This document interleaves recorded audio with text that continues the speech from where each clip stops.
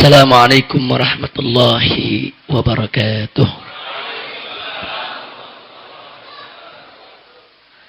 Bismillah walhamdulillah wassalatu wassalamu ala rasulillah wa ala alihi wa sahbihi wa mawalah. Ahibail kiram, usikum jami'a wa nafsi bitaqwallah wa bita'ati rasulillahi sallallahu alaihi wasallam. Fa'asallahu subhanahu wa ta'ala an yaja'alana jami'an minal muttaqin. Kepada yang sama kita cintai dan kita muliakan para kiai, para ajengan, para pimpinan daripada masjid At-Taubah yang ada di kilometer 57. Di sini ada Bapak Haji Widi, ada Ustadz Suradi, dan tidak lupa untuk akhina Al-Fadil Al-Muhtaram Al-Mukarram Kiai Haji Ja'far Siddiq selaku Wakil Ketua Umum Dewan Pimpinan Pusat Front Pembela Islam, dan juga Al-Muhtaram Al-Mukarram Kiai Haji Abdul Qahar Al-Qudsi selaku Ketua Tanfidhi Dewan Pimpinan Daerah Front Pembela Islam Provinsi Jawa Barat. Nah, mudah-mudahan kehadiran beliau-beliau semua bersama kita di tempat ini menjadi penyebab turunnya rahmat dan barakah. Amin ya rabbal alamin. Ahibail kiram, pada hari ini saya ingin mengajak semua jamaah kaum muslimin untuk sama-sama menyimak, menghayati, memahami, dan mengamalkan, mengimplementasikan firman Allah yang singkat, padat, ringkas, jelas dalam surat Ali Imran, di mana Allah menyatakan faqala ta'ala wala tahinu wala tahzanu wa antumul a'launa in kuntum mu'minin. Shadaqallahul azim. Luar biasa ayat ini ya ikhwan. Dan ayat ini semestinya jadi obat buat kita menghadapi tantangan zaman ini. Jadi Allah menyatakan kepada orang-orang yang beriman, wala tahinu. Jangan sekali-kali kamu merasa lemah. Jadi kalau berhadapan dengan musuh-musuh Allah, berhadapan dengan musuh-musuh Islam, wala tahinu. Jangan merasa hina, jangan merasa lemah, jangan minder, jangan takut. Wala tahzanu, kata Allah. Dan jangan pula kamu merasa sedih. Merasa sedih lihat orang-orang musuh-musuh Islam ini besar-besar, kaya-kaya, kuat-kuat, saudara.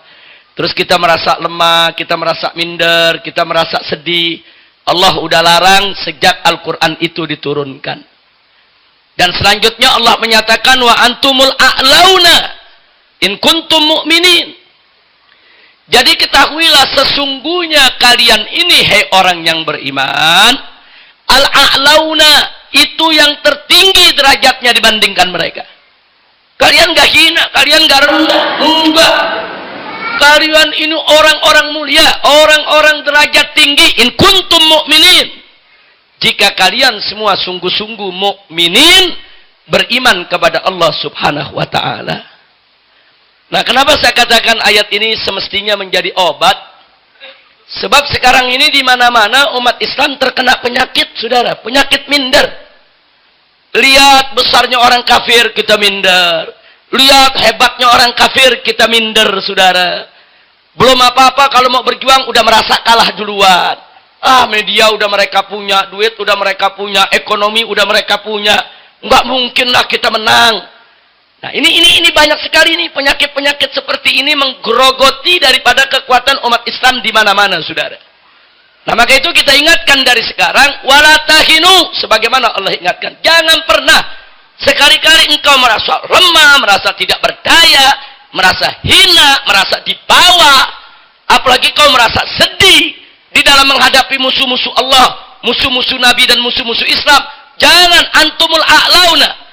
Engkau sekalian tertinggi, jauh lebih tinggi dari mereka, jauh lebih mulia dari mereka, jauh lebih hebat dari mereka. Tapi syarat, in kuntum mu'minin. Kalau engkau sekalian betul-betul beriman kepada Allah. Nah, Allah cuma memberikan syarat satu, mukmin betul kepada Allah. Selesai. Kalau kita betul-betul beriman kepada Allah, selesai, saudara. Enggak musuh sebesar apapun, musuh sehebat apapun, tidak akan pernah mampu untuk menghancurkan kita. Musuh sebesar apapun, musuh sehebat apapun, tidak akan pernah mampu untuk merendahkan kita. Karena Allah yang sudah jamin, engkau ini yang paling tinggi derajatnya. Nah, karena itu, saudara, kalau sudah tahu sedemikian rupa, yuk mari. Mari sama-sama melalui pengajian ini, saya ingin mengajak semua umat Islam untuk percaya diri. Untuk punya keyakinan kepada pertolongan Allah subhanahu wa ta'ala. Dan Allah berjanji dalam Al-Quran, faqala ta'ala, in tansurullah yansurkum wa yuthabbit aqdamakum. Kalau kau sungguh-sungguh membela Allah, menolong agama Allah, niscaya pasti Allah akan memenangkan kamu sekalian. Ini Allah punya janji. Allah punya janji, innallaha la yukhliful mi'ad. Dan Allah tidak pernah serta tidak akan pernah mengingkari janjinya, ya ikhwan. Kita pasti menang, pasti menang. Saudara, kenapa saya berani mengatakan pasti? Karena ini janji Allah. Kalau janji manusia, saya nggak berani katakan pasti, saudara. Ini janji Allah. Saya berani katakan pasti, umat Islam, mukmin yang berjuang di jalan Allah, pasti menang. Apapun hasil yang dicapainya dalam perjuangan, saudara. Makanya berkali-kali saya sering mengatakan, manakala kita sudah menancapkan niat, membulatkan tekad, kemudian masuk mulai berbuat di langkah pertama, kita sudah menang, ya. Kita sudah menang asalkan ikhlas hanya untuk mencari ridho Allah, apapun hasilnya. Mau jatuh, mau bangun, mau berhasil, mau gagal, apapun hasilnya, kalau niat sudah ditancapkan, saudara, tekad sudah dibulatkan, dan kita sudah mulai berbuat untuk mewujudkan niat dan tekad kita tadi, kita sudah menang. Sudah menang, ya ikhwan. Sisanya Allah nyatakan faida azamta fatawakkal 'ala Allah. Apa arti faida azamta? Kalau kau sudah bulatkan tekad, sudah berazam. Artinya kalau niat sudah ditancapkan, tekad sudah dibulatkan, dan kita sudah berbuat, saudara, fatawakkal 'ala Allah. Hasilnya serahkan saja kepada Allah. Allah yang akan atur hasilnya, saudara. Nah, jadi nggak ada pejuang kalah, nggak ada, saudara. Semua pejuang yang ikhlas pasti menang. Nah, hanya persoalannya, kemenangannya itu ada yang langsung dirasakan oleh yang bersangkutan, ada juga yang dirasakan oleh anak keturunannya, saudara. Mungkin dia tidak merasakan kemenangannya, saudara. Mungkin dia mati dalam perjuangannya, saudara. Tapi saudara, tekad perjuangannya yang sudah ditancapkan, ditinggalkan kepada generasi penerusnya, itu akan dirasakan, dinikmati oleh anak keturunannya. Sama seperti kita menanam buah. Kita nanam pohon duren, kita nanam pohon mangga. Usia kita sudah 60 tahun baru nanam, saudara. Mungkin kita nggak bakal merasakan buahnya. Mungkin yang merasakan buahnya kita nanti, anak kita, cucu kita, saudara.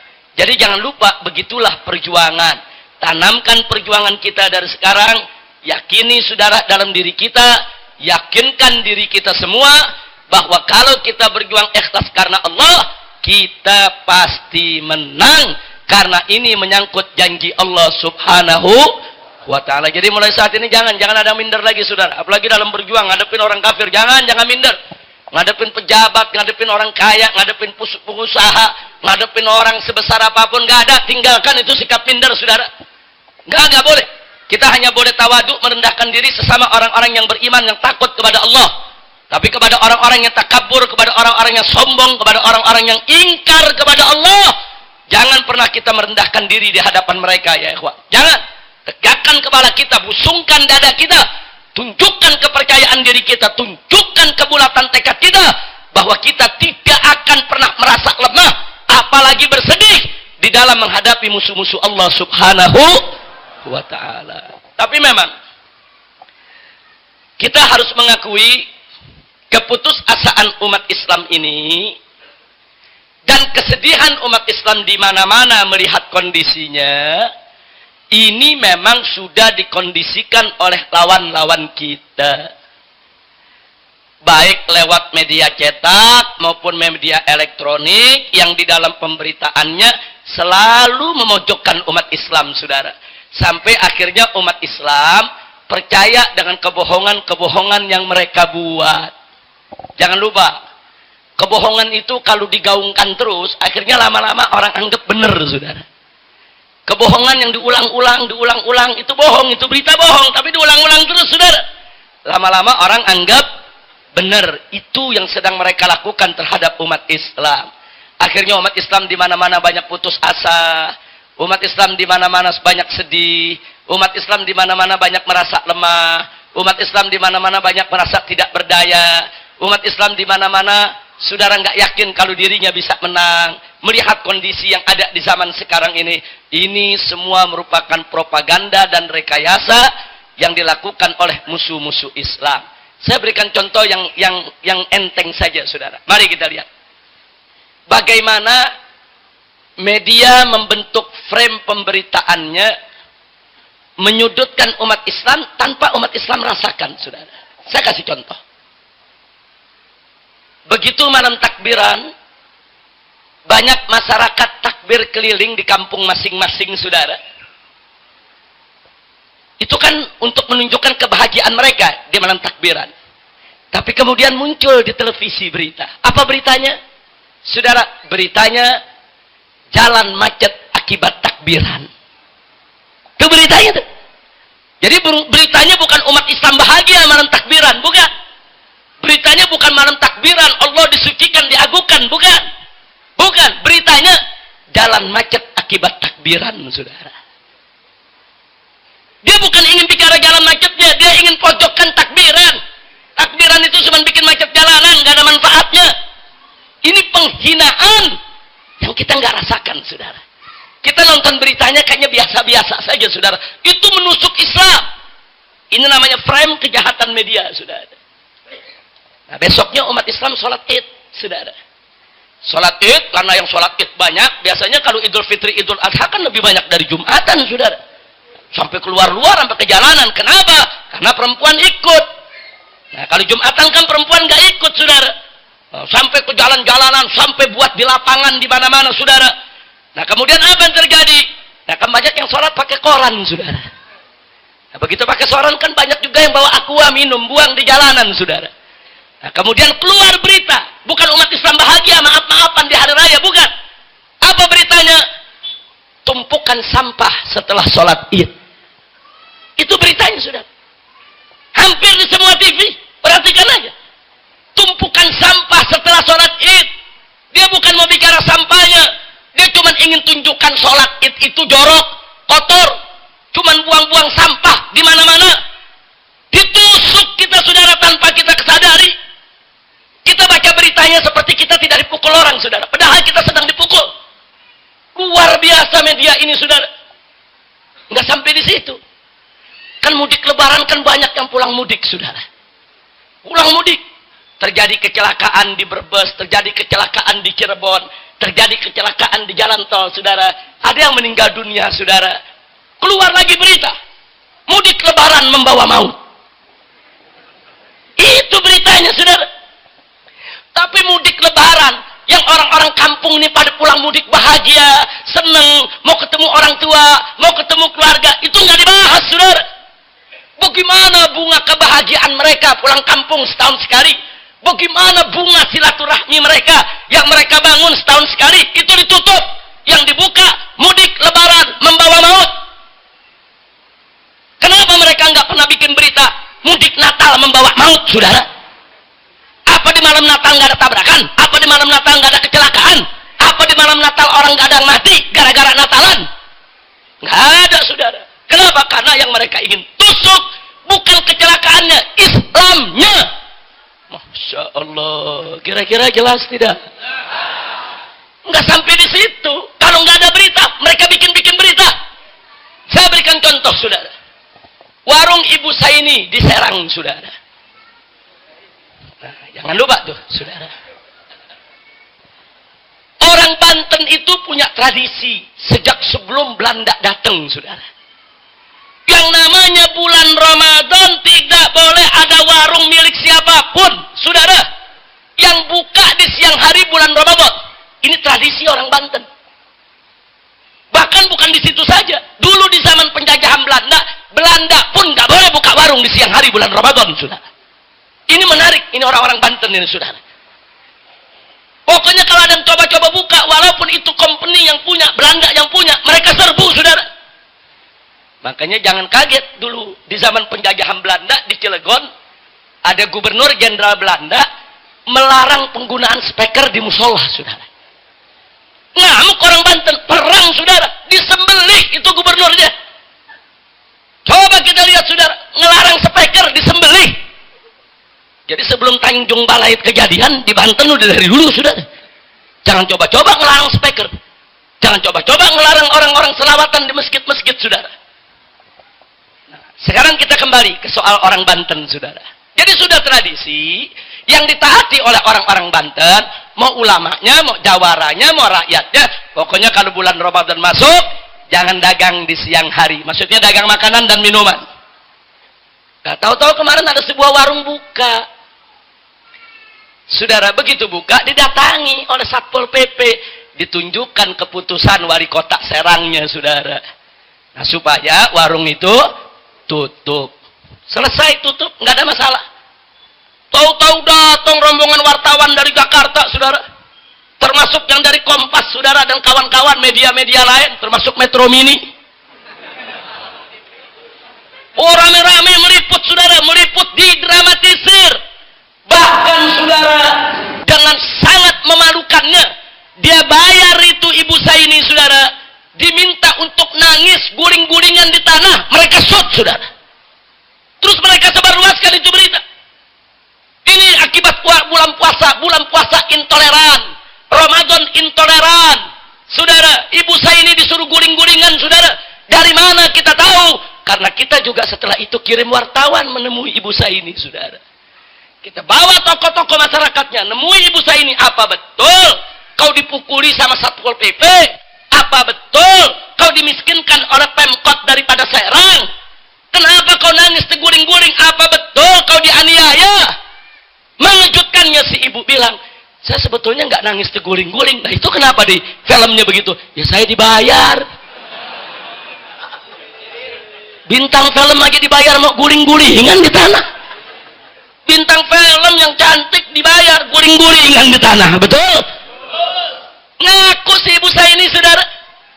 Dia ngaku saya dibayar, saya disuruh nangis, saya dibayar, saya disuruh guling-gulingan, saudara. Kita rekam itu semua pengakuan, saudara, dan itu kita bawa ke Kompas, saudara. Kenapa ini kalian melakukan ini? Ada permusuhan apa kalian dengan umat Islam? Kenapa kalian membuat-buat berita yang menyudutkan umat Islam? Mereka nggak bisa jawab, saudara. Nah, ini supaya kita tahu, ini frame kejahatan media, saudara. Nah, tujuannya untuk apa, saudara? Tujuannya untuk menunjukkan, tuh lihat tuh, gara-gara Ramadan intoleran, orang dagang dilarang-larang. Nah, begitu ini rame, saudara, Bupati Purwakarta mau cari muka. Langsung bikin baliho, saudara. Apa ditulis balihonya, saudara?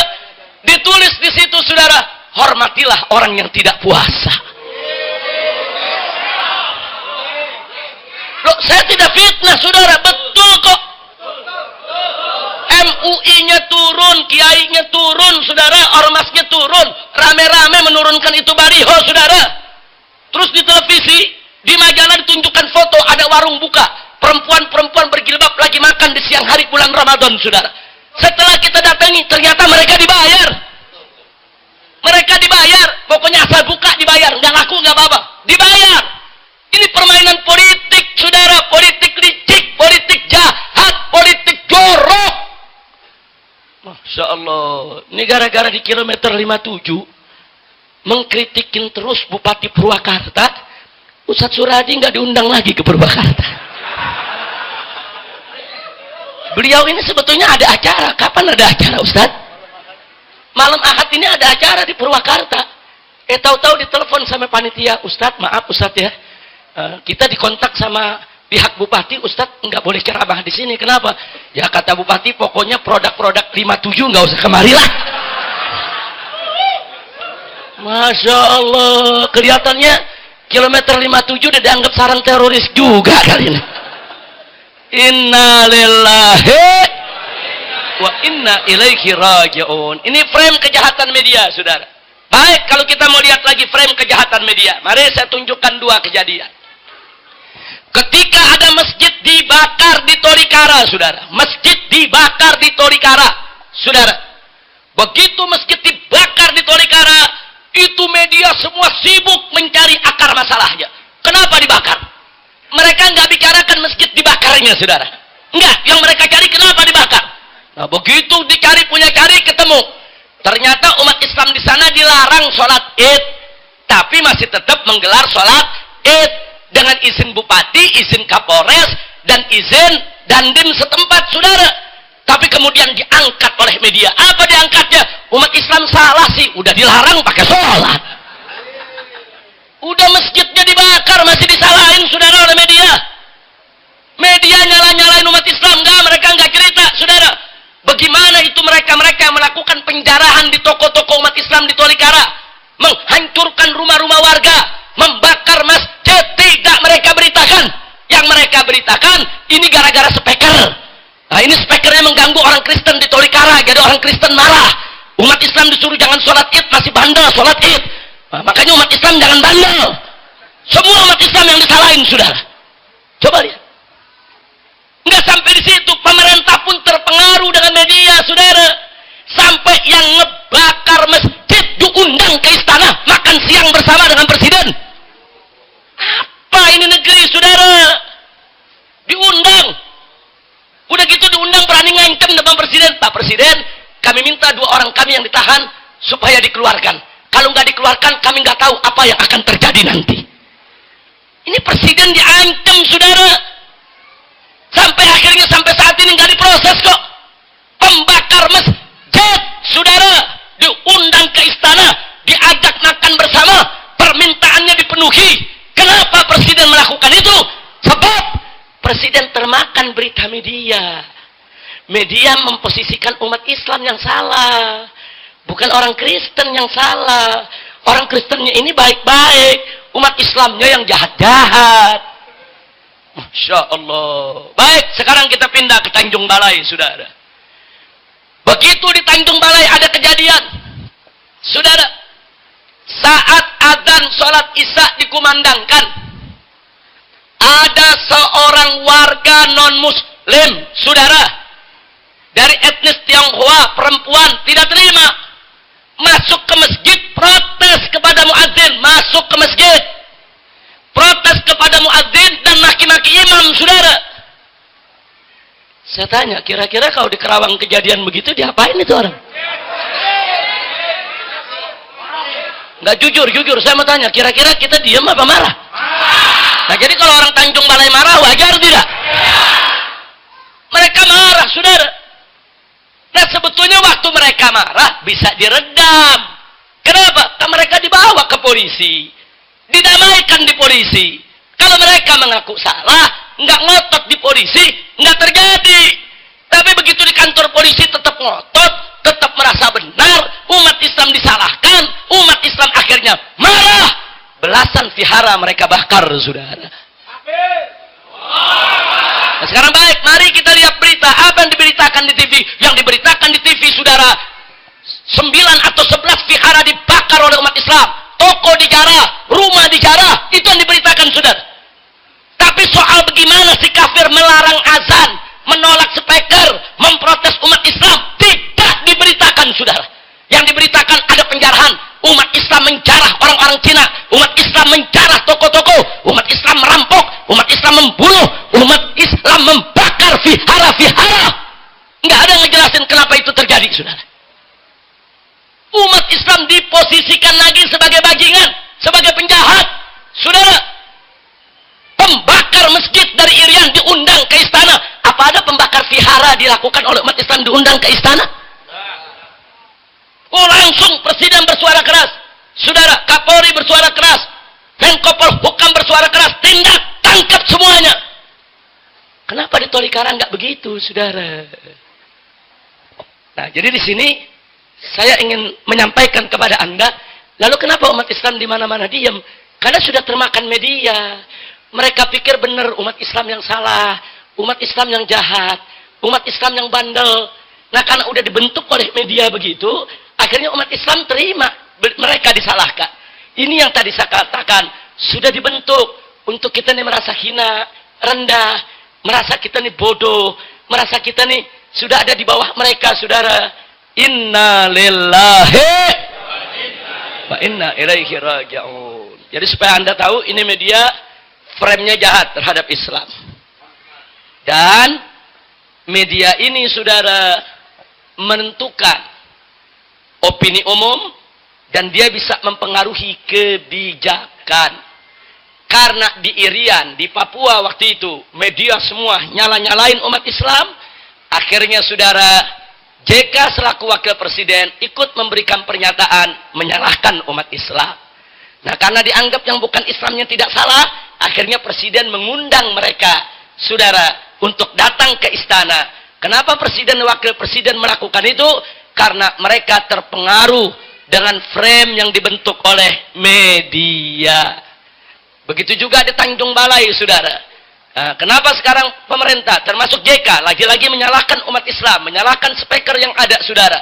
Nah, kenapa itu terjadi? Karena termakan oleh berita media. Karena media memberitakan umat Islam jahat, umat Islam menjarah, umat Islam ingin membunuh, umat Islam membakar vihara. Karena umat Islam diposisikan dalam posisi yang buruk, akhirnya wakil presiden ikut menyalahkan umat Islam tanpa mengetahui akar masalahnya. Inna lillahi wa inna ilaihi raji'un. Baik, sekarang contoh lain. Ini dahsyatnya media, perhatikan baik-baik, saudara. Ada olimpiade. Dipertandingkan salah satu cabang olahraga adalah bulu tangkis. Yang selama ini Indonesia sering menjadi juara, tapi setelah satu dekade ini Indonesia hampir tidak pernah jadi juara lagi, saudara. Nah, kemudian berperanlah media, saudara. Nah, berperanlah media bagaimana memberikan sokongan, dukungan supaya bulu tangkis ini kita bangkit lagi, saudara. Mendorong kanan, dorong kiri, dorong kepala negara, dorong menterinya untuk punya perhatian kepada perbulu tangkisan. Nah, begitu kemarin kita menang di ganda campuran, Tantowi dan Liliana, saudara, menang di Olimpiade, mendapatkan medali emas. Saudara, luar biasa gegap gempitanya disiarkan oleh televisi. Semua televisi, pertandingannya disiarkan langsung, saudara. Itu berhari-hari, saudara, tidak berhenti pemberitaannya. Wah, pahlawan. Oh, inilah pahlawan mengharumkan bangsa, mengharumkan negara, mengharumkan negeri. Luar biasa, berjuta pujian di televisi. Tiap hari, tiap menit di semua televisi, saudara. Nah, akhirnya apa? Sponsor berlomba. Karena ini berita besar, supaya mereka juga masuk televisi, saudara. Mereka berlomba untuk ikut diumumkan di televisi. Apa yang terjadi? Pemerintah memberikan hadiah kepada setiap pemain tersebut 5 miliar. Saudara, enggak sampai di situ, ada perusahaan penerbangan masuk TV juga, saudara. Saya berikan kepada 2 orang tadi untuk saudara punya hak, saudara, naik pesawat terbang mereka kemana saja seumur hidup gratis, saudara. Luar biasa. Enggak sampai di situ, saudara. Enggak mau kalah lagi, saudara. Negara memberikan pensiun seumur hidup sampai mati setiap bulan buat si pemain bulu tangkis tadi 20 juta rupiah. Pegawai negeri aja nggak ada pensiunnya 20 juta rupiah per bulan, saudara. Loh, pegawai negeri itu kan pahlawan juga semua yang membangun negara, saudara. Hanya karena sebuah bulu tangkis saja medali emas dapat kecil. Freeport kita puluhan ton diambil emasnya. Emas kecil kita girang dapat emas yang gede, satu gunung diambil, kita diam. Inna lillahi wa inna ilaihi raji'un. Ini ada penyakit apa di negeri kita, saudara? Itu Freeport di Papua, itu gunung emas, saudara. Ribuan ton emas dibawa ke Amerika Serikat, saudara. Kita nggak bisa berbuat apa-apa. Kita dapat medali emas cuma kecil, medali emasnya cuma segini, saudara. Kita girang pahlawan dunia. Inna lillahi wa inna ilaihi raji'un. Tolong perhatikan baik-baik. Ini yang terjadi di negeri kita. Begitu Tantowi dan Liliana pulang, saudara, ke Jakarta, disambut di bandara bagaikan pahlawan. dibikin arak-arakan keliling Jakarta, saudara. Inilah pahlawan Indonesia, mengharumkan nama bangsa dan negara. Luar biasa. Saya hanya ingin Anda catat itu kejadian. Sekarang yang kedua, kejadiannya lagi. Seorang pembalap bernama Rio Haryanto, saudara. Wah, luar biasa. Anda tahu? Perusahaan-perusahaan di Indonesia patungan, saudara, menyumbang dana 15 juta euro, saudara. 1 euro hampir sama dengan 1 dolar, kurang lebih 15 ribuan, saudara. Jadi kalau 15 juta euro, itu kalau 1 euronya 10 ribu saja, sudah 150 miliar. 15 juta euro, itu hampir setara dengan 250 miliar, saudara. Diberikan dana 250 miliar, padahal belum menang. Belum, saudara, baru mau ikut. 250 miliar disediakan dana, saudara. Tiap hari disiarkan di televisi. Rio pembalap Indonesia. Rio manusia tercepat Indonesia. Rio pahlawan Indonesia. Luar biasa. Dan beberapa kali kemarin pertandingan internasional, jangankan menang, 10 besar aja enggak, saudara. Tapi ratusan miliar sudah diberikan. Dan saya bisa bayangkan, andai kata besok Rio menang, saudara, dia bisa mendapatkan lebih dahsyat daripada yang didapatkan oleh pebulu tangkis tadi, saudara. Ini fakta, bukan fitnah, saudara. Kira-kira jelas? Jelas? Nah, sekarang saya mau cerita fakta ketiga, saudara. Ada seorang anak Indonesia asli, pribumi. Umurnya 7 tahun. Ngomongnya masih cadel, saudara. Tapi sudah hafal Quran 30 juz. Dan kalau dia baca Quran 30 juz, saudara, cadelnya nggak ada, saudara. Tapi kalau ngomong nih cadel, saudara. Luar biasa. Negara nggak tahu menau, saudara. Bagaimana cara dia menghafalnya, bagaimana dididiknya. Musa diikut sertakan dalam musabaqah tilawatil Quran internasional di Mesir, saudara. Lawannya anak-anak 10 tahun ke atas. Cuman Musa yang usianya 7 tahun, saudara. Dan Musa berhasil menjadi juara 3 hafal Al-Quran 30 juz sedunia. Itu juara 3 karena lawannya 10 tahun ke atas. Tapi kalau bicara usia 7 tahun, saat ini Musa adalah, saudara, juara pertama dunia di umur 7 tahun yang hafal Al-Quran 30 juz. Dan waktu dia ikut musabaqah, dia pakai baju batik khas Indonesia, saudara. Dia ingin tunjukkan ke dunia, saya ini anak Indonesia. Siapa bilang anak Indonesia tidak bisa hafal Quran? Saya ini anak Indonesia. Siapa bilang anak Indonesia tidak mampu menguasai Al-Quran 30 juz? Saudara, 7 tahun. Anda tahu setelah musabaqah tersebut, saudara, seluruh ratusan peserta musabaqah rame-rame nyumi Musa, saudara. Mereka kagum sampai Presiden Mesir memberikan hadiah penghargaan. Lalu dari Indonesia? Mana? Dari pemerintah kita mana? Ada stasiun-stasiun TV yang menyiarkan, cuman TV One, cuman sekali. Cuman cuplikan dikit, maaf, kayak orang ngupil sebentar. Udah, beritanya segitu doang, saudara. Setelah itu nggak lagi diekspos, saudara. Yang ramaikan di medsos, saudara. Di medsos kita angkat rame-rame, saudara. Tapi di media-media mainstream, saudara, yang memang sejak awal sudah memberikan frame jelek untuk umat Islam, saudara. Enggak, mereka enggak menyiarkan gegap gempita. Makanya presiden enggak tertarik. Wakil presiden enggak tertarik. Karena enggak ada beritanya di TV, saudara.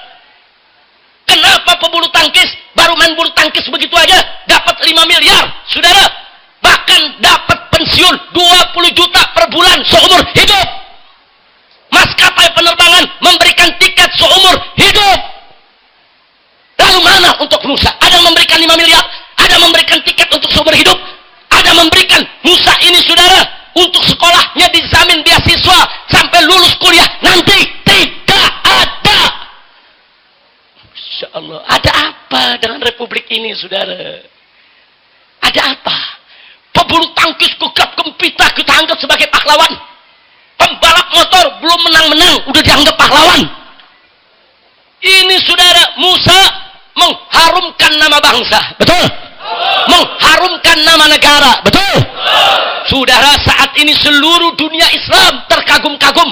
Ulama-ulama di seluruh dunia memuji-muji Indonesia, saudara. Yang dipuji negara kita, yang dipuji bangsa kita. Ada satu anak dari pulau kecil di Bangka sana, dari kampung, saudara, bisa hafal Quran 30 juz dengan lancar dalam usia 7 tahun. Subhanallah.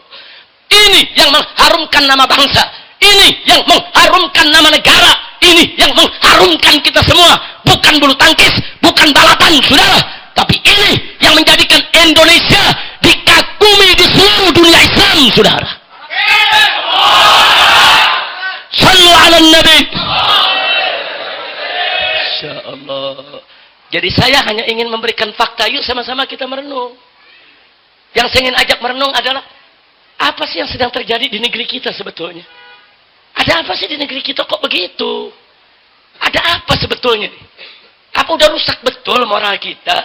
Apa iya kita sebagai bangsa Indonesia nggak bisa bedakan lagi mana sih yang mengharumkan bangsa, mana yang tidak? Baiklah, kalau memang pebulu tangkis dianggap mengharumkan bangsa, diberikan hadiah sedemikian besar, silakan. Kita nggak ngiri, saudara. Baiklah, kalau pebalap mobil, saudara, kalau memang mau dianggap mereka itu sebagai pahlawan, kemudian mau diberikan hadiah besar, silakan. Ya tapi gunakan akal sehat dong. Kalau mereka berhak mendapatkan hadiah begitu besar, Musa, anak 7 tahun, saudara, menjadi juara internasional, mengharumkan nama bangsa dan negara, mestinya harus lebih diberikan dana bantuan dan perhatian kepada yang bersangkutan. Betul. Takbir. Mestinya pemerintah mulai menengok, melirik. Kenapa bisa ada Musa? Oh, ada gurunya. Di mana gurunya? Oh, ada pesantrennya yang mendidik Musa bisa hafal Al-Quran 30 juz dalam usia 7 tahun. Kalau begitu, pemerintah mesti melek dong. Lihat itu pesantren-pesantren. Lihat itu mahat-mahat. Lihat itu lembaga-lembaga tahfiz Al-Quran. Dibantu dong. Disokong dong. Supaya besok lahir Musa-Musa yang lainnya dari Indonesia, saudara. Takbir. Ini enggak, pesantren dibantunya males-malesan. Lembaga tahfidzul Quran enggak diperhatikan, saudara. Bahkan ijazahnya enggak laku. Orang dari kecil, dari umur 4 tahun ngapalin Quran, 7 tahun udah 30 juz. Terus dia pelajari tafsir Al-Quran, sampai 17 tahun dia keluar, ijazahnya enggak laku di negara. Ngelamar ke negara untuk jadi pegawai negeri dianggap belum lulus SD, saudara. Padahal kemampuannya lebih hebat daripada dosen yang di universitas, saudara. Nah, kenapa nggak disamakan dia punya ijazah? Ada apa dengan negeri ini? Mereka hanya selembar kertas, ijazah SD, SMP, SMA, S1, S2, itu yang mereka berikan gaji, itu yang diakui oleh negara. Tapi anak-anak yang tidak punya ijazah, anak-anak pondok pesantren, mereka tidak akui, saudara. Inna lillahi wa inna ilaihi raji'un. Maka itu sistem semacam ini harus kita lawan, saudara. Sebelum SD itu ada, sebelum SMP itu ada, sebelum SMA itu ada. Yang menjadi benteng pendidikan di Indonesia adalah pesantren.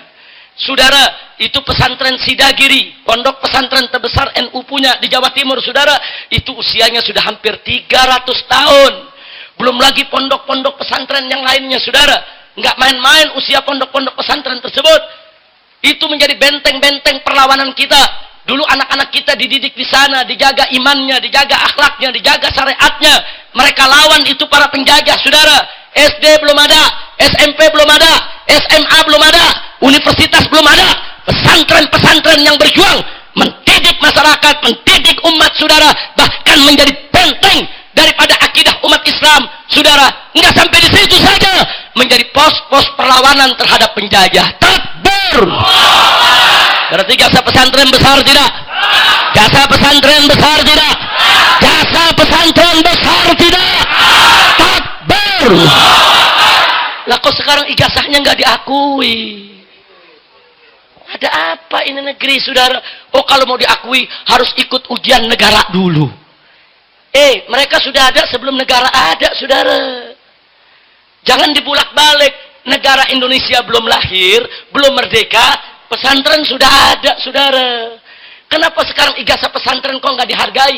Mau jadi pegawai negeri nggak bisa, mau jadi tentara nggak bisa, mau melanjutkan kuliah ke perguruan tinggi negeri nggak bisa. Ada apa? Mestinya pemerintah memberikan persamaan dengan pendidikan pesantren.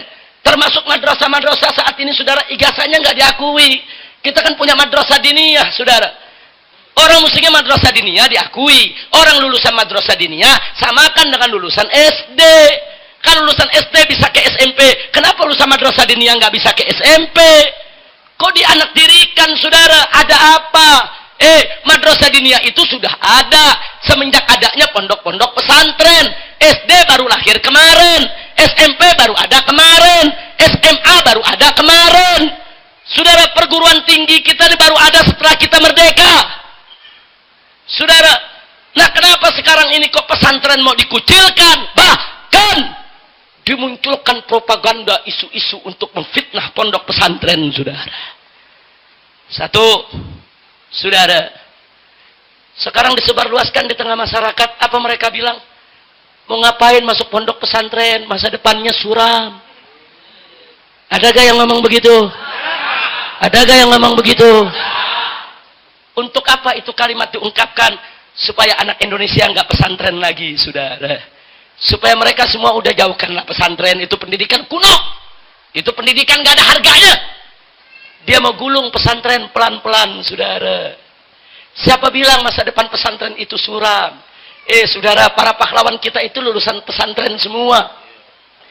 Saudara, Panglima Besar Jenderal Sudirman yang mendirikan Tentara Nasional Indonesia itu ustadz di madrasah di Yogyakarta, saudara, lulusan pesantren. Kalau nggak ada Sudirman, lulusan pesantren yang mendirikan TNI, tentara sama polisi sampai saat ini belum ada, saudara. Jadi mesti kita tahu, saudara, lahirnya republik ini dari mana? Dari perut pesantren, dari perut kiai, dari perut ulama, saudara. Anda jangan pikir Pancasila itu yang buat Bung Karno, saudara. Pancasila itu hasil perdebatan antara Bung Karno dengan para kiai, para ulama. Kiai Haji Wahid Hasyim Asy'ari, saudara, pimpinan NU dan putra pendiri NU. Kiai Haji Abdul Qahar Muzakir, sepuh pimpinan Muhammadiyah di tahun 45, saudara. Begitu juga Kiai Haji Agus Salim, saudara, sebagai pimpinan Sarekat Islam, berdebat habis-habisan lawan Bung Karno, saudara. Kenapa? Karena Bung Karno menginginkan Pancasila, sila ketuhanannya nomor 5, bukan nomor 1, saudara. Jadi dalam Pancasila yang dibuat oleh Bung Karno, sila ketuhanan, sila buntut, sila pantat, sila terakhir, saudara. Dilawan oleh para kiai, nggak bisa. Ketuhanan mesti nomor 1. Ketuhanan mesti yang ada di atas. Ketuhanan harus mengatasi yang lainnya. Baru ketuhanan dinaikkan nomor 1. Berarti yang buat Pancasila, saya mau tanya, Bung Karno atau ulama? Wah, kalau ikut Pancasila Bung Karno, sila ketuhanan dipantat, saudara. Loh, ini fakta, ini sejarah. Silakan, saudara, dengarkan pidato Bung Karno tanggal 1 Juni 1945 yang mengusulkan Pancasila sebagai dasar negara. Bung Karno membacakan Pancasila, sila ketuhanan nomor 5, saudara. Ya, usul Bung Karno diterima oleh ulama. Baik, Pancasila sebagai sila negara. Tapi saudara, diubah redaksinya oleh ulama. Saudara, ketuhanan ditaruh di nomor 1, baru menyusul yang lainnya, saudara. Kira-kira jelas tidak? Jelas tidak? Jadi jasa ulama besar tidak? Jasa pesantren besar tidak? Tapi kenapa kok sekarang dibilang masa depan suram? Hati-hati, itu yang ngomong masa depan suram. Nah, itu ingin mojokkan pondok pesantren dan supaya masyarakat Indonesia nggak tertarik lagi masuk pesantren, saudara. Yang kedua, ada lagi yang ngomong begini, mengapain masuk pondok pesantren? Nanti gila kamu. Pelajarannya berat, banyak yang gila gara-gara masuk pondok pesantren. Ditanya kenapa gila? Ada pelajaran nahwu sorof, banyak gila tuh belajar nahwu sorof. Inna lillahi wa inna ilaihi raji'un. Saya dari kecil sampai hari ini belajar nahwu sorof, nggak gila-gila. Kiai Kohar puluhan tahun belajar nahwu sorof, nggak gila-gila, saudara. Ini Ustadz Suradi belajar nahwu sorof, Kiai Ja'far belajar nahwu sorof, nggak gila-gila, saudara. Siapa bilang belajar nahwu sorof gila, saudara? Kalau ada orang masuk pesantren gila, ya emang udah dari sononya ada gejala gila. Jangan nyalahin pesantren, saudara. Siapa bilang belajar nahu gila, belajar sorof gila? Fitnah, bohong, dusta. Pelajaran nahu sorof itu adalah pelajaran tata bahasa Arab. Sebagaimana orang belajar bahasa Inggris, tentu ada grammarnya. Sebagaimana orang belajar bahasa Jerman, tentu ada grammarnya. Orang belajar bahasa Arab juga ada grammarnya. Siapa bilang gila, saudara? Bohong. Masya Allah. Ada lagi yang ketiga. Kesian orang di pesantren. Ditanya kenapa kesian? Itu kan anak pesantren, anak buangan. Ngomongnya begitu, saudara. Jadi ada anak bandel, orang tuanya sekolahin di sono sini nggak bisa, buang pondok pesantren. Jadi pesantren dianggap apa, saudara? Tempat buangan. Saudara, akhirnya apa? Banyak anak-anak kita nggak mau masuk pesantren. Kalau dia masuk pesantren, dia merasa dia dibuang oleh orang tuanya. Dia masuk pesantren, dia merasa, saudara, orang tuanya nggak sayang sama dia. Berapa banyak anak-anak zaman sekarang, dia menolak masuk pesantren, saudara. Ibu bapaknya sudah ngotot masukin dia pesantren, dia nggak mau. Dia merasa dia dibuang karena dia terpengaruh dengan suara-suara di luar sana, saudara. Siapa bilang ke pesantren dibuang, saudara? Orang-orang tua yang tahu diri, saudara. Dia paham dirinya tidak bisa mendidik anaknya. Dia tahu tantangan zaman ini begitu berat. Dia khawatir kalau anaknya akan rusak, anaknya akan tersesat jalan. Kemudian dia titipkan ke pesantren untuk dididik. Itu namanya orang tua bertanggung jawab. Itu namanya orang tua tahu diri. Itu namanya orang tua sayang kepada anak. Bukan anak dibuang, tapi anak ingin diselamatkan. Betul? Takbir. Berarti orang tua yang masukkan anak ke pondok pesantren bagus tidak? Bagus tidak? Ada lagi sekarang lebih kejam lagi. Awas, jangan masuk pesantren. Kenapa? Sarang teroris. Disebut sarang teroris, saudara. Sampai-sampai ada kepala kepolisian di Cimahi beberapa tahun yang lalu mendatangi pondok-pondok pesantren minta sidik jari, saudara. Nah, kenapa minta sidik jari, saudara? Karena kalau besok di Cimahi ada peledakan, yang pertama kali dicari, ya sidik jari santri dulu. Inna lillahi wa inna ilaihi raji'un. Anda tahu gara-gara fitnah tersebut, saudara, berapa banyak orang tua narik anaknya dari pondok pesantren, saudara. Nah, kau keluar saja. Lebih baik kau sekolah SMP, kau sekolah SMA, kau aman. Ini pesantren sedang disorot, pesantren ini sedang dituduh sebagai sarang teroris. Nanti kau terlibat, nanti kau akhirnya kena hukuman. Lebih baik kau keluar supaya kau tidak kena getahnya. Berapa banyak, berapa ribu anak-anak kaum muslimin ditarik dari pondok-pondok pesantren akibat fitnah keji jahat tersebut, saudara. Oh, ada lagi sekarang, saudara. Ada usulan SD, SMP, SMA belajarnya sampai sore saja. Kelihatannya bagus. Alasannya nanti kurikulumnya terpadu, pelajaran agamanya di sekolah saja. Saudara, sejak kapan sekolah-sekolah negeri memberikan kurikulum pelajaran agama yang cukup buat anak-anaknya? Sejak kapan? Jangan tergiur dulu, saudara. Anda tahu, kalau SD, SMP, SMA belajar sampai sore, madrasah diniyah tutup semua, saudara. Hati-hati, saudara. Hati-hati. Selama ini anak-anak kita pagi dia sekolah di SD, zuhur dia pulang, habis sholat zuhur, makan siang, nanti jam 2 dia masuk madrasah diniyah. Dia dididik bagaimana mengaji, dia dididik bagaimana berwudu, dia dididik bagaimana untuk menjalankan agamanya. Sampai sore full dia belajar agama, saudara.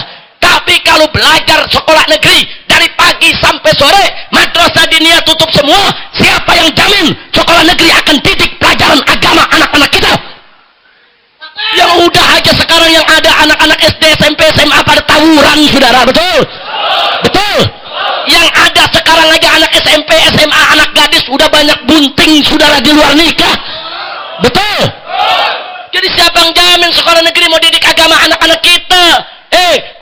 Madrasah diniyah itu, saudara, ustadz-ustadz yang ada di kampung itu, saudara, itu yang selama ini menjaga pelajaran agama anak kita.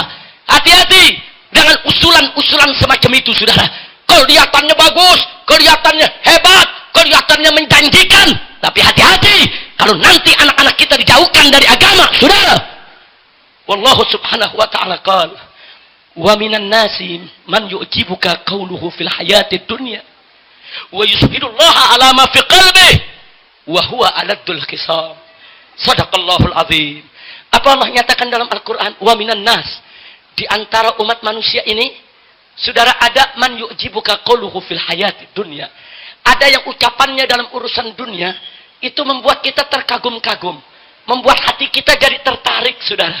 Oh, bicaranya hebat, bicaranya manis, kelihatannya orang pintar, kelihatannya menjanjikan, dia punya program, saudara. Bahkan, wa yushhidullaha ala ma fi qalbi. Dia berani mempersaksikan isi hatinya kepada Allah Subhanahu wa taala, saudara.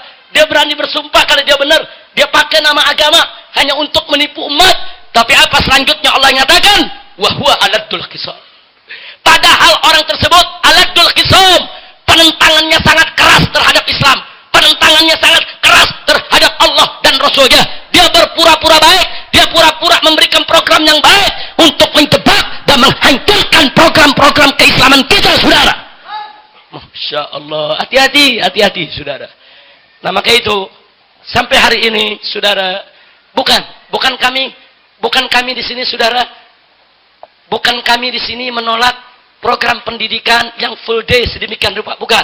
Tapi kami minta jaminan dari pemerintah. Siapa yang jamin pagi sampai sore anak kita betul-betul belajar agama? Siapa yang jamin? Yang sudah-sudah, saudara, justru anak-anak kita makin gak ngerti agama di sekolah-sekolah negeri, saudara. Nah, sekarang ada madrasah diniyah. Nah, kalau mereka belajar sampai sore, madrasah diniyah untuk siapa? Bubar, tutup semua, saudara. Nah, nanti lagi-lagi mereka bilang, makanya jangan jadi ustadz, jangan ke pesantren, masa depan suram. Madrasah diniyahnya ditutup, mau ngajar di mana lagi? Masya Allah. Nah, inilah permainan mereka yang luar biasa, yang harus kita waspadai. Kira-kira yang saya sampaikan jelas tidak? Paham semua? Betul? Maka itu sekarang saya mau tanya semua umat Islam, siap bersatu? Siap berjuang? Siap bela Allah? Siap bela Rasul? Siap bela Islam? Siap percaya diri? Jangan minder menghadapi musuh, betul? Jangan rendah menghadapi musuh, betul? Harus yakin dengan janji Allah, betul? Takbir. Sallu ala Nabi. Nah, ini yang saya mau sampaikan pada hari ini. Dan hari ini berbeda. Tadi saya bicara dengan Haji Widi dan Ustadz Suradi. Hari ini kita berikan kesempatan kepada jamaah, kalau ada yang kurang jelas atau ingin menambahkan informasi di majelis kita ini, kita masih punya waktu beberapa menit. Silakan untuk disampaikan. Jadi kalau ada yang mau bertanya, boleh. Tapi jangan keluar dari materi yang kita sampaikan, supaya nggak melebar kemana-mana. Jadi kalau ada yang punya pertanyaan atau ada informasi penting yang umat mesti tahu, saudara. Nah, silakan kalau ada yang ingin menyampaikannya. Baik, ya, satu. Silakan sebutkan nama dan asal daerahnya. Ya, sebutkan nama dan asal daerah biar semua tahu. Nama saya Muhaimin M. Muhaimin. Ahlan sahlan. Dari DPC Cikampek, Pak. Ahlan sahlan. Pak Amarullah. Sebagai informasi saja, kita disadari atau tidak sedang dijajah oleh kapitalisme. Kalau kita teliti di setiap kampung, orang tua wali murid hanya untuk menyekolahkan ke SD, SMP, dan SMK. Setelah itu dapat gaji. Terjadi Kerawang yang memang banyak pabrik-pabrik. Tidak peduli lagi kebanyakan mengaitkan ilmu agama, pendidikan agamanya. Dan itu jelas itu penjajahan pada kita. Kita siap untuk invasi lagi. Ya, rebut. Walaupun memang orang tua wali murid, orang tua yang mempengaruhi bahwa anak itu Majusi atau Nasrani, kita ambil alih oleh kita. Itu saja, ya, Habib. Sekian. Terima kasih, jazakumullahu khairal jaza. Jadi ini informasi penting, saya paham maksudnya. Salah satu kelemahan umat Islam saat ini bukan hanya di Cikampek, tapi hampir di seluruh Indonesia. Itu sudah cukup merasa puas kalau anaknya sekolah SD, SMP, SMK punya keterampilan terus kerja jadi kuli atau jadi buruh. Itu udah cukup puas, saudara. Nah, padahal anak-anak kita harus lebih dari itu. Jadi kecuali kalau Anda betul-betul tidak mampu untuk menyekolahkannya. Saya ajak semua orang tua. Selama Anda masih mampu, pala jadi kaki, kaki jadi kepala, anak kita punya pendidikan tinggi, sekolahkan. Baik urusan agama maupun urusan dunia. Kita mesti pegang ini semua, saudara. Sebab kalau Anda cuma sekolah SMK, terampil, jadi kuli, jadi buruh, nanti yang punya pabriknya orang kafir semua. Jadi kapan Anda yang punya pabrik? Kapan Anda yang punya perusahaan? Kapan Anda yang memegang negara ini, saudara? Nah, jadi jangan berpikir pikir. Saya sepakat. Jadi anak-anak kita ini, selama kita masih mampu, sekolahkan setinggi mungkin dunianya tanpa melupakan pelajaran agamanya. Sekolahlah. Besok anak-anak kita mesti masuk, saudara. Harus ada bagi-bagi tugas. Harus ada yang jadi ulama. Harus ada yang jadi kiai. Harus ada yang jadi tentara. Harus ada yang jadi polisi. Harus ada yang jadi anggota dewan. Harus ada yang jadi wali kota. Harus ada yang menjadi bupati, saudara. Karena kalau bukan kita yang pegang, nanti yang pegang orang yang benci Islam. Orang yang anti syariat. Kalau anggota DPR RI yang duduk di sana, orang yang gak cinta Islam, besok mereka bikin undang-undang yang anti syariat Islam. Begitu undang-undang diberlakukan, kita yang mesti laksanakan, saudara. Kalau kita tidak laksanakan, kita dianggap melawan perundang-undangan dan kita ditangkap. Rugi tidak? Rugi tidak? Nah, karena itu saya sepakat. Informasi penting, bagus. Karena itu orang-orang tua, tolong sekolahkan anaknya yang tinggi-tinggi. Jadikan kiai, jadikan ulama, jadikan pejabat. Rebut ini. Tidak boleh orang kafir yang pegang ini negeri. Selamatkan NKRI dari penjajahan kafir asing maupun kafir asing, saudara.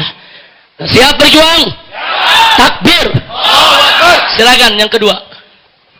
Ya, siapa? Ini di tengah, silakan. Oh ya, megang mic diri dulu biar semua lihat, tahu. Sebutkan nama dan asal daerah. Assalamualaikum warahmatullahi wabarakatuh. Enggak apa-apa, diri. Enggak usah malu-malu berdiri. Assalamualaikum warahmatullahi wabarakatuh. Waalaikumsalam warahmatullahi wabarakatuh. Saya Asbiullah dari Kerawang Timur. Kita menyikapi mengenai ekonomi Islam saat ini.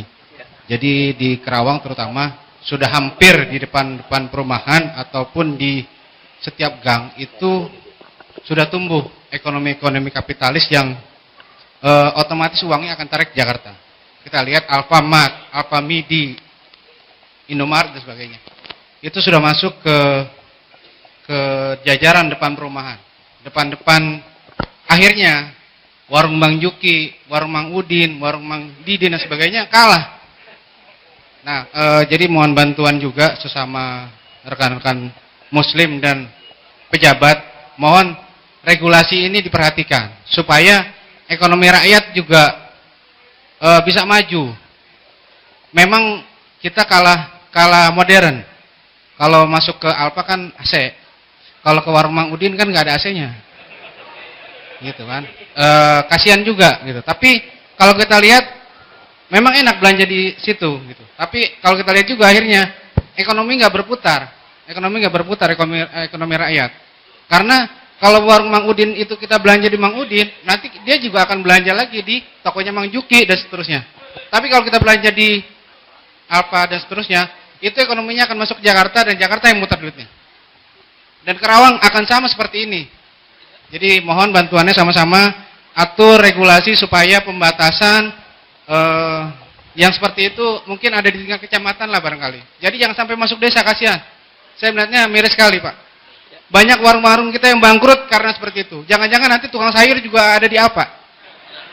Ya. Terima kasih. Assalamualaikum warahmatullahi wabarakatuh. Waalaikumsalam warahmatullahi wabarakatuh. Takbir. Allahu Akbar. Sallu ala Nabi.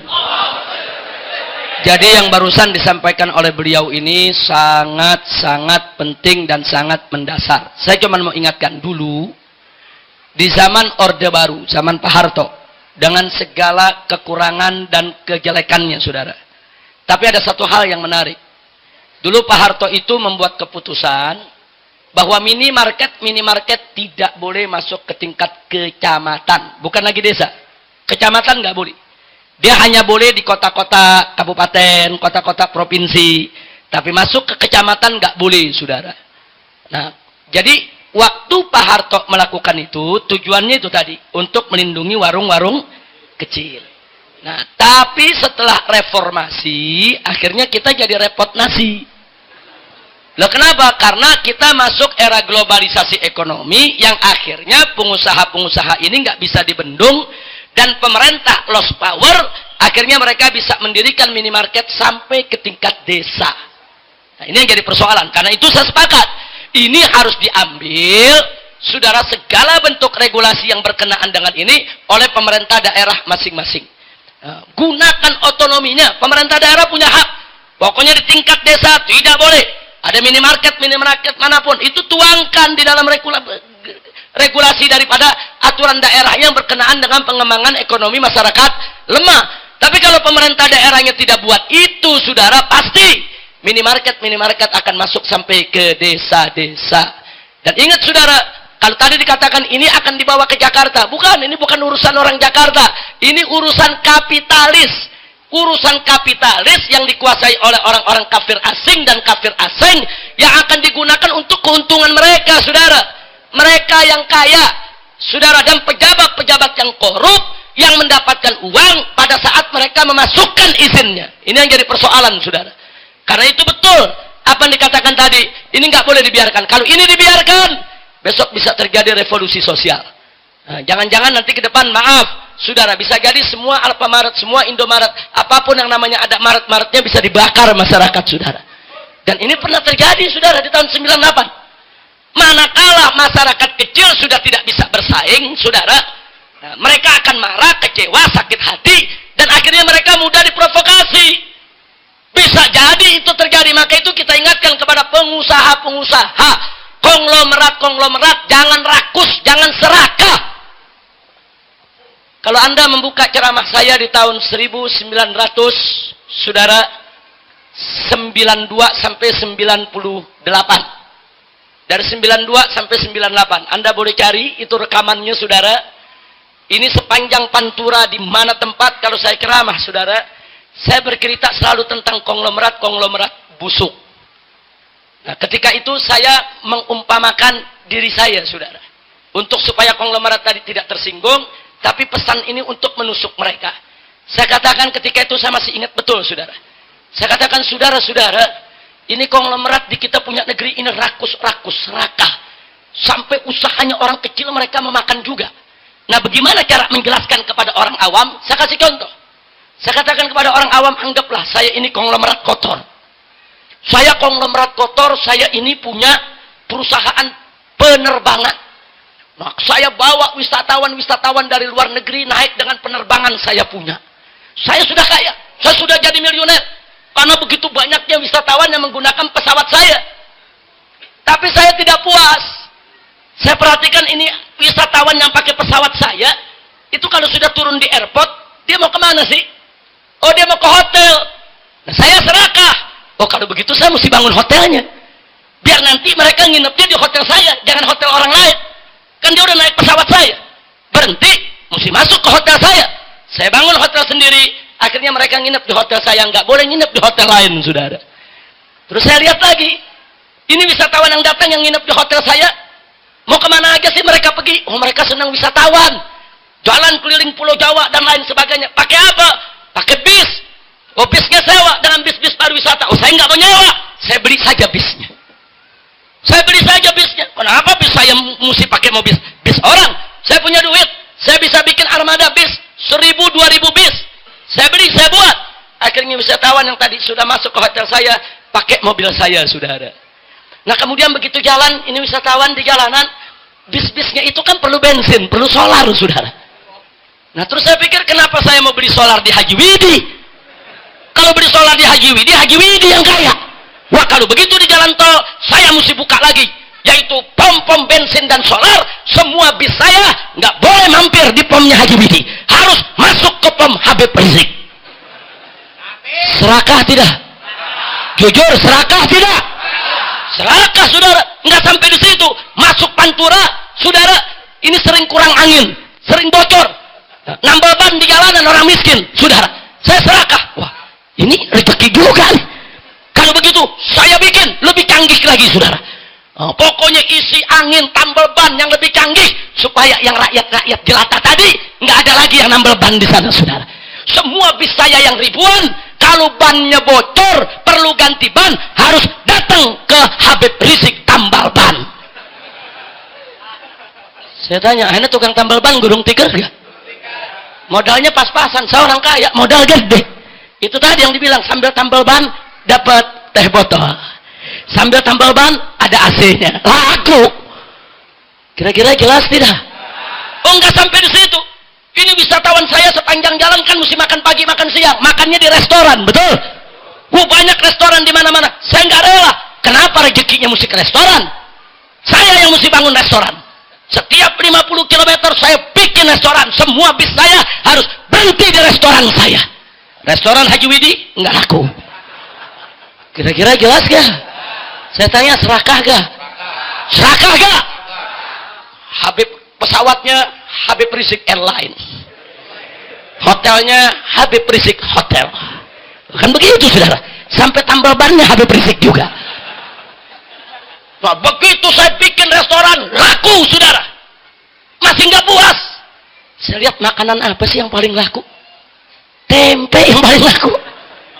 Tempenya beli dari mana? Dari pabrik tempe di kampung. Wah, kalau begitu, saya mesti bikin pabrik tempenya. Saya bikin, karena tempe paling laku, saudara. Yang tadinya saya beli tempe di kampung, saudara, nggak jadi saya beli. Saya bikin pabrik tempe besar. Semua restoran saya pakai pabrik tempe made in Habib Rizik. Kira-kira jelas gak? Saya mau tanya, kalau sekarang saya begitu, serakah tidak? Jujur jawab, serakah tidak? Serakah tidak? Padahal dengan pesawat terbang saya saja saya sudah jadi miliuner. Saya sudah jadi orang kaya. Nggak mau bagi-bagi rezeki dengan yang lain, saudara. Tomak, serakah, rakus. Sampai usaha orang kecil dimakan juga oleh mereka, saudara. Ini dari tahun 92 sampai tahun 98, di mana saya kira saya sampaikan. Bahkan di tahun 96 saya sudah ingatkan, hei pemerintah, hei konglomerat, hati-hati. Kalau kau tetap rakus, kau tetap serakah, hati-hati. Kalau besok atau lusa umat marah, pabrikmu dibakar, tokomu dijarah, engkau akan dihabisi oleh mereka.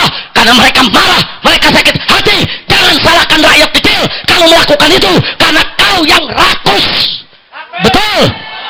Takbir. Dulu saya bicara begitu, saya dianggap provokator, saudara. Saya nggak boleh masuk Brebes, saya nggak boleh masuk Tegal, saya nggak boleh masuk Cirebon, saya nggak boleh masuk ke Jawa Tengah, saudara. Tapi apa yang terjadi di tahun 98, semua yang kita sampaikan terjadi, saudara. Semua yang kita sampaikan terjadi. Toko-toko dijarah, pabrik-pabrik dijarah, pabrik yang dibakar oleh rakyat, saudara. Begitu terjadi itu, saya ditanya, Habib, ini bagaimana? Kok rakyat menjarah? Kok rakyat merampok? Itu di mal-mal, saudara, rakyat pada masuk. Betul? Betul?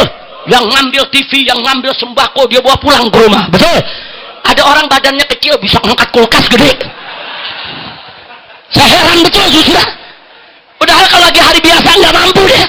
Tapi itu hari kulkas buat di rumah. Udah sampai ke rumah dia balik lagi. Ngambil TV yang gede. Ayo, ada gak? Ada gak? Luar biasa, saudara. Oh, takut supaya jangan sampai dapat dikit, dia bawa anak, cucu, mantu, semua dia bawa. Saya ditanya sama wartawan, Habib, ini bagaimana, Habib? Ini penjarahan. Saya bilang, tunggu. Jangan salah paham. Ini bukan penjarahan. Ini shopping nasional. Ini shopping nasional. Oh, kalau gitu Habib menghalalkan. Bukan saya menghalalkan. Kita sudah beri peringatan bertahun-tahun di setiap mimbar, di setiap atas panggung, saudara. Hati-hati dengan rakyat kecil. Kalau besok terjadi revolusi sosial, mereka akan dijarah, harta mereka akan diambil, pabrik mereka akan diserbu, uang, harta benda mereka akan diambil, saudara, oleh rakyat kecil. Kenapa? Rakyat tertindas, rakyat kelaparan. Ini urusan perut, nggak bisa main-main menghadapinya. Betul? Betul? Takbir. Masya Allah, orang tentara sama polisi nggak bisa macam-macam. Tentara diri yang bawa TV 5 biji. Apa dia mau bilang perampok, saudara? Anak tuh tentara nih, kalau gua pakai pakaian tentara nggak dapat bagian nih. Orang buru-buru ganti baju. Ya bukan ganti baju supaya dapat bagian, saudara. Lo faktanya begitu kok di mana-mana. Ayo saya tanya, saudara, gawat tidak? Gawat tidak? Jadi urusan ekonomi wajib tidak diatur dengan baik. Wajib tidak memperhatikan rakyat kecil. Takbir. Nah, makanya apa yang disampaikan tadi ini perlu jadi perhatian kita semua, dan itu termasuk salah satu bagian yang sangat diperhatikan oleh Front Pembela Islam untuk mengusulkan kepada pemerintah. Yang jadi tolong rakyat kecil punya usaha jangan dimatikan. Tapi doakan. Sebelum saya akhiri, ada pemikiran. Sebetulnya kita khawatir juga kalau ini dilempar ke umum. Tapi saya berikan gambaran kasar saja. Anda tahu Gojek? Anda tahu Gojek? Nah, saudara, warung-warung kecil di kampung-kampung bisa bikin seperti itu. Jadi kalau mereka takut dengan Alfamart, takut dengan Indomaret, warung-warung kecil bersatu. Pesanan online. Bisa, saudara. Orang satu kampung jadi anggota. Tinggal kirim SMS. Tengah malam pengen makan mie. Di rumah mie nggak ada. Kirim SMS. Warung mana yang bisa kirim mie 5 bungkus ke rumah saya? Warung tinggal jawab. Kan berebut tuh warung. Oh, saya siap kirim. Berapa bungkus bang? Harganya sekian. Sekian. Kirim, bayar. Alfamart nggak laku. Kenapa? Online. Kirim ke rumah. Kira-kira bisa gak? Saya nggak mau cerita soal teknologinya. Tapi ini kami di FPI sedang merintis, saudara. Dan di beberapa tempat ini sudah jalan. Ini kita ingin jalankan tingkat nasional. Jadi kalau Anda sepakat semua nanti ikut. Tapi hati-hati. Kenapa saya katakan ini nggak boleh dilempar ke umum? Ntar baru kita ngomong, orang kafir udah ngeduluin kita ngebuat. Mereka punya duit, saudara. Nah, makanya saya ingatkan, kalau besok orang kafir yang mengelola, jangan mau kita jadi anggota. Betul? Setuju? Tapi kalau besok sistem online-nya itu online syariah, yang dibentuk oleh lembaga-lembaga keuangan syariat, rame-rame kita jadi anggotanya. Setuju tidak? Setuju tidak? Tinggal pesan online. Anda mau bikin jas, siapa nih ikhwan yang bisa? Oh, itu dari tetangga kita bilang, saya bisa bikinin jas, harganya sekian. Tinggal kirim foto, saya pengen bahan yang sekian. Bisa? Kenapa tidak? Saudara, itu semua pasar bisa kita rebut kalau kita bersatu, saudara. Maka itu saya tanya, siap bersatu? Siap bersatu? Siap berjuang bersama? Takbir! Sallu ala Nabi. Nah, insya Allah di pertemuan yang akan datang, saya akan sediakan waktu lebih banyak untuk tanya jawab. Setuju? Nah, hari ini perkenalan cukup 2 pertanyaan, tapi yang akan datang kita berikan waktu lebih luas untuk tanya jawab, untuk dialog di antara kita, untuk sharing. Insya Allah. Dari saya cukup sekian karena waktu sudah sore. Kita doakan mudah-mudahan Haji Widi, Ustadz Suradi dan seluruh daripada pengelola Masjid At-Taubah dan kilometer 57 diberkahi oleh Allah Subhanahu dan dilindungi oleh Allah dari musuh-musuhnya yang iri, dengki, hasad, yang ingin menghancurkan daripada usahanya. Kita mohon supaya tempat ini betul-betul menjadi medan perjuangan umat Islam, baik yang ada di Cikampek atau Kerawang dan sekitarnya, begitu juga untuk perjuangan umat Islam se-Indonesia. Ala hadhihi niyah wa likulli niyatin salihah wa ila hadratin Nabi al-Mustafa sallallahu alaihi wasallam. Al-Fatihah.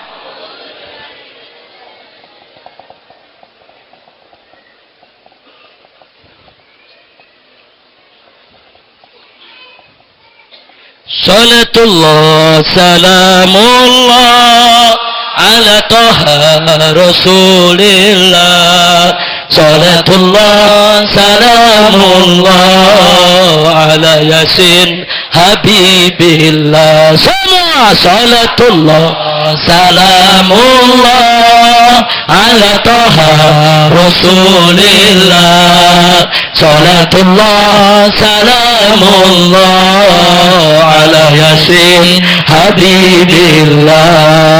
Tawassalna bismillah wa bil hadi Rasulillah. Tawassalna bismillah wa bil hadi Rasulillah. Wa kulli mujahidin lillah bi ahlil badri ya Allah. Salatullah salamullah ala Taha Rasulillah. Salatullah salamullah ala Yasin Habibillah. Ilahi salim ummah minal afati wan nikmah. Ilahi salim ummah minal afati wan nikmah. Wa min hami wa min humma ahlil badri ya Allah. Salatullah salamullah ala Taha Rasulillah. Salatullah salamullah ala Yasin Habibillah. Ilahi kfir wa أكرمنا بين المطالب منا إلهي اغفر وأكرمنا بين المطالب منا ودفي مساءتنا بأهل البدر يا الله صلاة الله سلام الله على طه رسول الله صلاة الله سلام الله على ياسين حبيب الله وصل على النبي البري بلا عد ولا حسر وصل على النبي البري بلا عد ولا حسر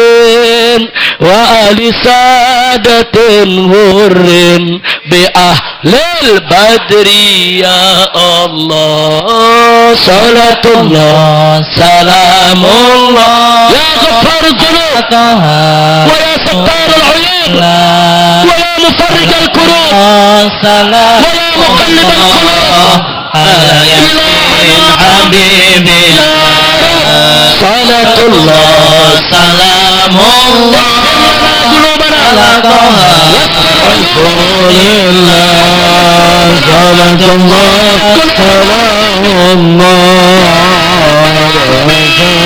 حبيب الله صلاة الله سلام الله على طه رسول الله صلاة الله سلام الله حبيب الله صلاة الله سلام الله على طه رسول الله صلاة الله سلام الله على ياسين حبيب الله على ياسين حبيب الله على ياسين صلوا على النبي اللهم صل وسلم وبارك عليه. Nah baiklah ya ikhwan, setelah panjang lebar apa yang saya sampaikan di sini mudah-mudahan manfaat untuk kita semua dan tolong doakan tadi yang diceritakan oleh Kiai Haji Ja'far Siddiq tentang minuman ini saudara. Ini termasuk salah satu strategi ekonomi kita. Kita tidak mau titip ini di Alfamaret, di Indomaret, di segala macam minimarket. Karena kalau kita titip, nanti diborong orang, isinya dirubah. Nah, begitu diminum orang, ini bohong nih. Nanti dituduh kita. Maka itu kita hanya ingin membagikan kepada distributor kita yang resmi, agen kita yang resmi, langsung sampai ke konsumen untuk diminum air aslinya, saudara. Sebab dulu ada kiai kita kesian. Kiai kita punya pabrik mie. Mungkin masih ingat mie Al-Barakah. Nah, itu dulu pernah ada mie berkah, saudara. Itu pesantren-pesantren kan semua pakai, saudara. Nah, tapi belakangan ada kelompok yang borong, betonton, betrek-trek, diubah. Jadi begitu diborong, dijemur di matahari, dibuat rusak dia, dilepas lagi di pasar, orang lihat jelek, orang nggak beli lagi. Sampai akhirnya bangkrut, saudara. Jadi ini politik-politik jahat. Ada satu produk maju dari kalangan umat Islam, saudara. Satu, mereka beli, mereka bolong, mereka rusak. Ini mafia ekonomi. Atau saudara nggak sampai di situ. Mereka stok, pura-pura jadi distributor, mereka nggak sebarluaskan kemana-mana. Atau cara yang ketiga, saudara, nggak sampai di situ. Nah, cara yang ketiga adalah saudara, di mana mereka memasukkan produk-produk kita. Nah, ini juga berbahaya. Nah, karena itu produk-produk seperti ini kalau kita mau bangkit dari awal, jangan kita titip di toko mereka. Jangan kita lempar di pasar mereka. Kita punya pasar sendiri kok.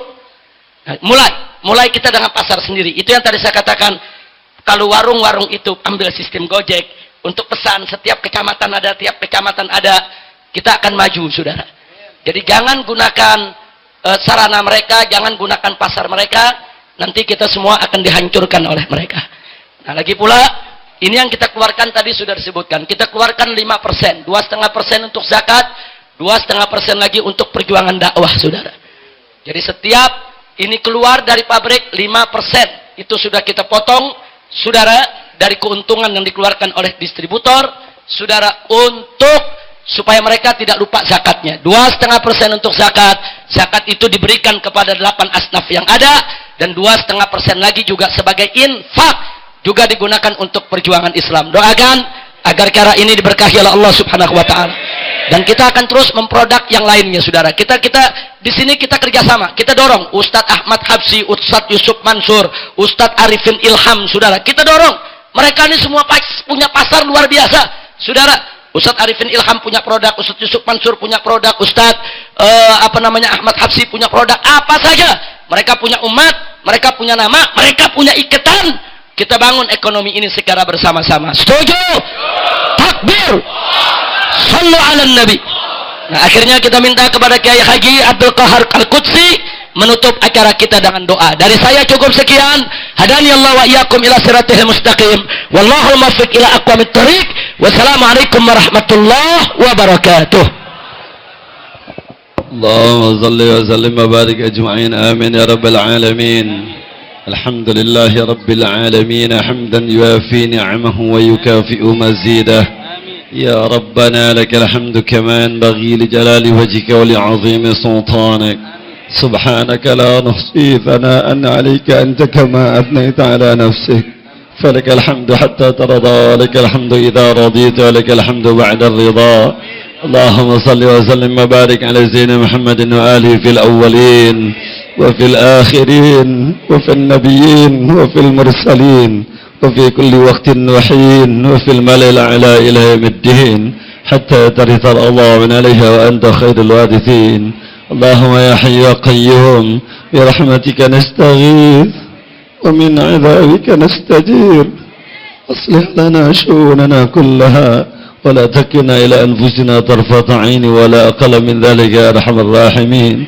اللهم استر عوراتنا وآمن روعاتنا. اللهم احفظنا من بين أيدينا ومن خلفنا وعن أيماننا وشمائلنا ومن فوقنا، ونعوذ بعظمتك من أن نغتال من تحتنا. اللهم إنا نستحفظك ونستودعك أدياننا وأبداننا وأنفسنا وأموالنا وأهلنا، وإنا نستحفظك ونستودعك إخواننا المجاهدين والآمرين بالمعروف والناهين عن المنكر. اللهم اجعلنا وإياهم في كنفك وأمانك وعيادك وجوارك وسترك وحفظك من كل شيطان مريد وجبار عنيد وذي عين وذي بغي وذي حسد من شر كل ذي شر إنك أنت على كل شيء قدير. اللهم جملنا بالعافية والسلامة وحققنا بالتقوى والاستقامة وأعذنا من موجبات الندامة في الحال والمآل إنك سميع الدعاء. وصل اللهم بجمالك وجلالك على سيدنا محمد وعلى آله وصحبه أجمعين، وارزقنا كمال المتابعة له ظاهرا وباطنا برحمتك يا أرحم الراحمين.